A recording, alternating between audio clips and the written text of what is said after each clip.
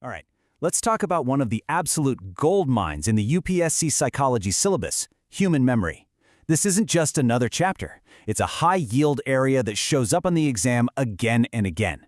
So today, we're going to give you the strategic map to absolutely conquer it. Look, I get it. You open up the syllabus and the topic of memory just seems massive, right? It covers everything from a flicker of an image to memories that last a lifetime. And the questions, they demand both deep theory and real-world application. But don't you worry. Think of this as your roadmap, designed to cut right through all that noise and get you focused on what's really going to get you the marks. So here's how we're going to break it all down.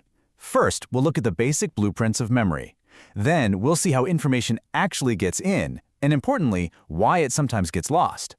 After that, we'll cover some powerful ways to improve your memory. And we'll wrap up by zooming in on the hottest topics that are trending in recent exams. Okay, let's dive right in. Before you can understand anything else, you have to get a handle on the structure of memory itself. We're going to start with the classic blueprints that are the foundation for this entire topic. Think of this as the original operating system for memory, the classic model from Atkinson and Shiffrin. The big idea here is that our memory isn't just one big box. Instead, it's a series of 3 different storage units, and information has to pass through them in a specific sequence, kind of like data moving through a computer.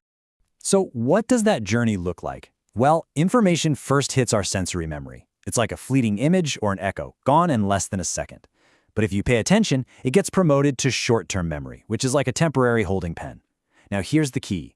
To get it into long-term memory for good, you need something called elaborative rehearsal.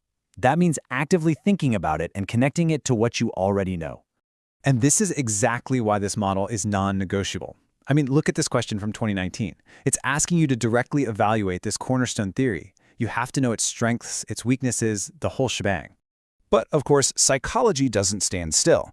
The old view of short-term memory as just a passive little box started to feel, well, a bit too simple.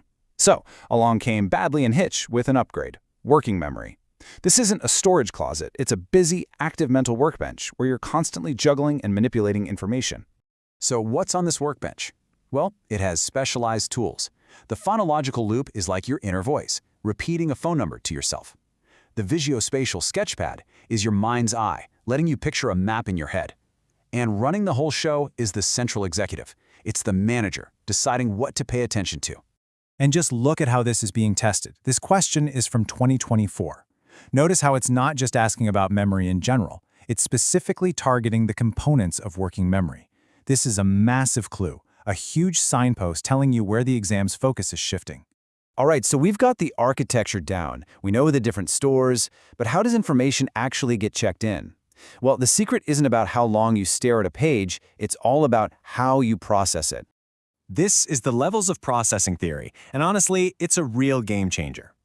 What Craik and Lockhart said was that memory isn't about which store it's in, it's a byproduct of how deeply you think about something. The deeper and more meaningful the processing, the stronger and more lasting the memory will be. Simple as that. So what does this depth actually look like in practice? Well, shallow processing is just looking at the shape of the letters in a word. A little deeper is phonetic, thinking about what the word sounds like, maybe if it rhymes with something. But the deepest level, the one that really counts, is semantic processing, thinking about the word's meaning and how it connects to other things you know.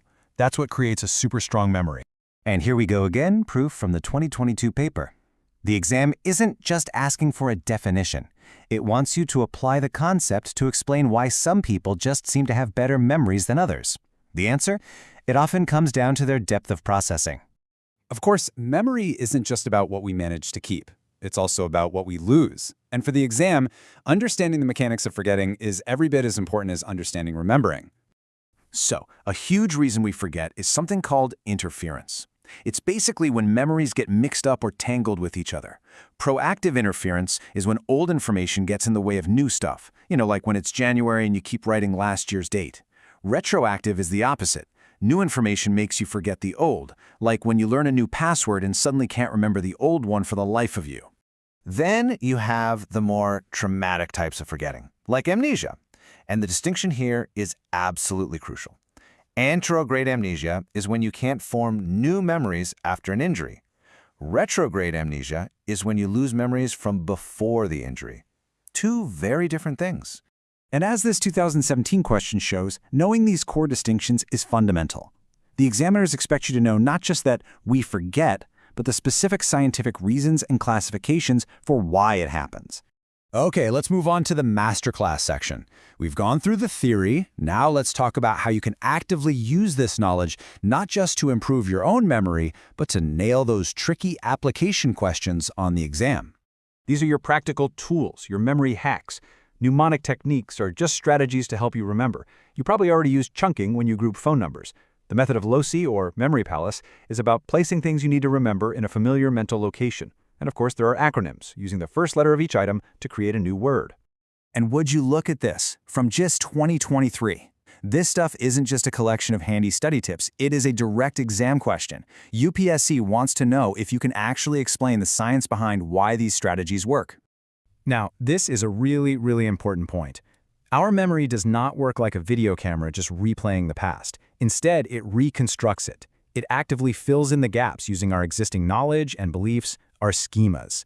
What this means is that memory is powerful, but it's also surprisingly easy to fool. In this slide right here is the perfect example of where this idea gets applied. A 2021 question asks you to connect the theory of constructive memory to the real-world problem of how reliable an eyewitness is in court. Can you trust what they saw?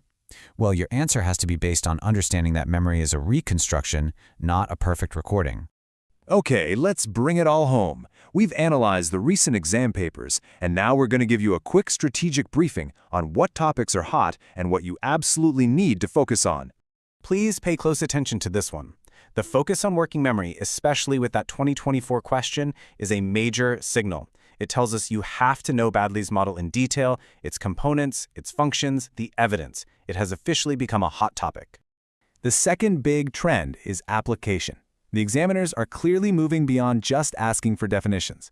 You have to be able to connect concepts like schemas, constructive memory, and mnemonics to practical areas like the legal system or how someone becomes an expert. You need to practice making those links. So there you have it. That's the strategic blueprint for mastering human memory. You have the theories, the key distinctions, the practical applications, and the latest exam trends. The map is officially in your hands. So the only question left is, where are you going to begin?